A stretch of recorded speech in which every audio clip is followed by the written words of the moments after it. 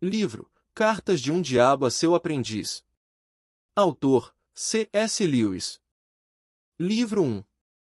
Prefácio. Não tenho a mínima intenção de explicar como a correspondência que trago a público caiu em minhas mãos. Nossa raça pode cair em dois erros igualmente graves, mas diametralmente opostos, quanto aos demônios. O primeiro é não acreditar na existência deles.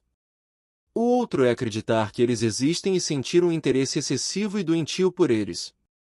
Os demônios ficam igualmente satisfeitos com ambos os erros e saúdam um materialista ou um bruxo com o mesmo prazer. O gênero de escrita usado neste livro pode ser entendido com muita facilidade por qualquer um que já aprendeu essa artimanha, mas pessoas mal-intencionadas ou voláteis, que poderiam fazer mau uso dele, não poderão falar que aprenderam comigo. Os leitores são aconselhados a lembrar que o diabo é um mentiroso. Nem tudo que Maldanado diz deve ser tomado como verdadeiro, nem mesmo a partir do seu próprio ponto de vista. Não realizei nenhuma tentativa de identificar quaisquer seres humanos mencionados nas cartas, mas acho muito improvável que as figuras, como as do reverendo Cravo ou da mãe do paciente, sejam completamente plausíveis. Há desejos reprimidos tanto no inferno, quanto na terra. Em suma, devo acrescentar que não foi feito nenhum esforço para verificar a cronologia das cartas.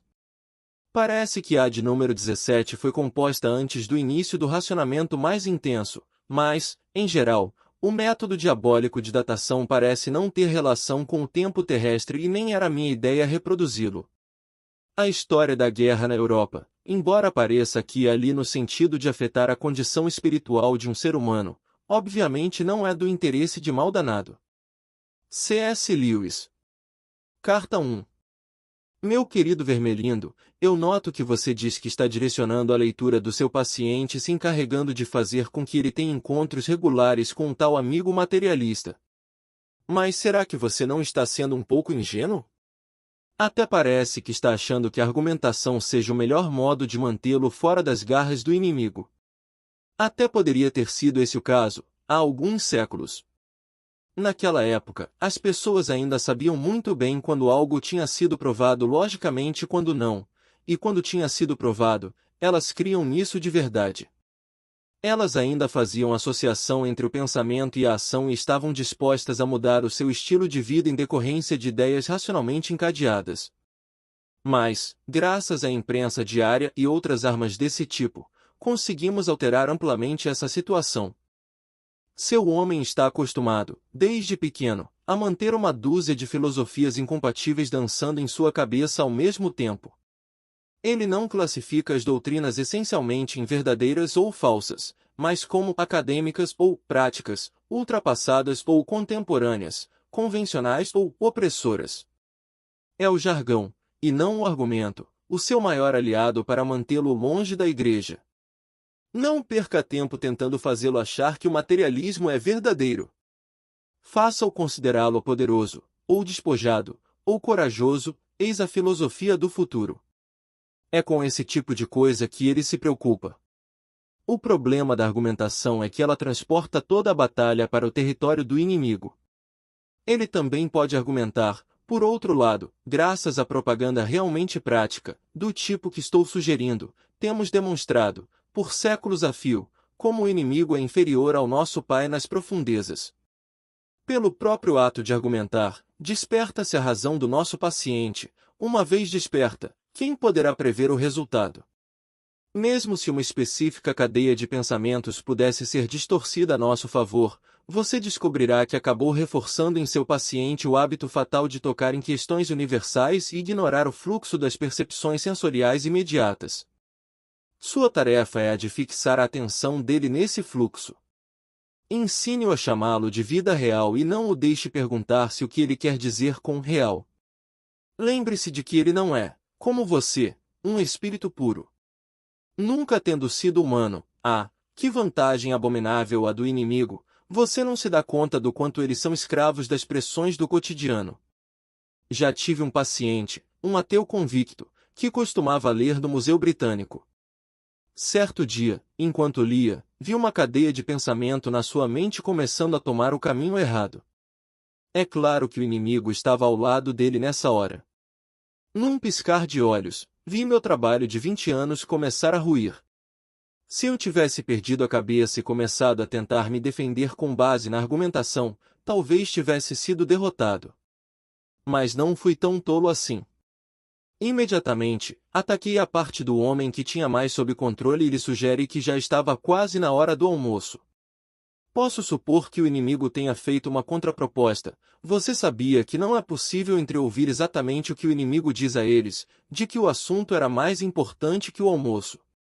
Pelo menos, penso que essa tenha sido sua linha de argumentação, pois quando eu disse, verdade. Realmente, trata-se de um problema importante demais para a hora do almoço, o rosto do paciente se iluminou consideravelmente, e, no momento em que eu acrescentei, seria muito melhor voltar a esse assunto depois do almoço e abordá-lo com uma mente renovada. Ele já estava a meio caminho da porta. Quando alcançou a rua, a batalha havia sido vencida.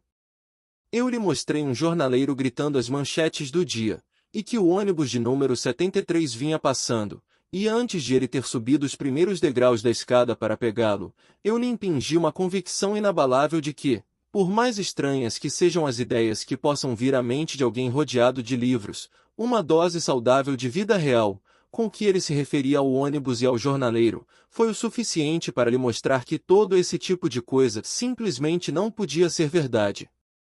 Ele sabia que tinha escapado por pouco e em anos posteriores gostava de falar sobre aquela percepção inexprimível da realidade que é a nossa última salvaguarda contra as aberrações da mera lógica. Hoje, ele está seguro na casa do nosso Pai. Entende aonde quero chegar?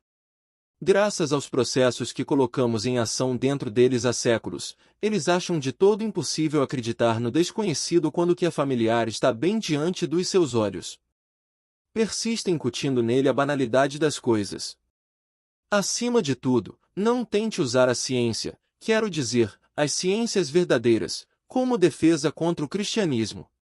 Elas vão positivamente encorajá-lo a pensar sobre as realidades que ele não pode tocar nem ver. Tem havido perdas tristes entre os físicos modernos. Se ele insistir em meter-se com a ciência, mantenha-o no campo da economia e da sociologia, não o deixe se desviar da inestimável vida real. Mas o ideal mesmo seria não deixá-lo ler qualquer obra científica, antes, procure dar-lhe uma sensação geral de que ele sabe tudo e que aquilo que consegue fisgar de conversas e leituras casuais é resultado de pesquisas mais recentes. Lembre-se de que você existe para confundi-lo. Da forma como vocês jovens demônios falam, qualquer um pode até achar que a nossa tarefa é ensinar. Com carinho, seu tio, mal danado. Carta 2. Meu querido Vermelindo, fiquei bastante contrariado com a notícia de que o seu paciente se tornou cristão. Não alimente vãs esperanças de poder escapar das penalidades habituais. De fato, tenho certeza de que, em seus melhores momentos, nem você mesmo deseja isso. Nesse meio tempo, precisamos tirar a maior vantagem possível dessa situação. Não há motivo para desespero, centenas desses novos convertidos adultos foram recuperados depois de uma breve estada no campo do inimigo e agora estão conosco. Todos os hábitos do paciente, tanto mentais quanto físicos, continuam militando a nosso favor. Fim do livro à mostra.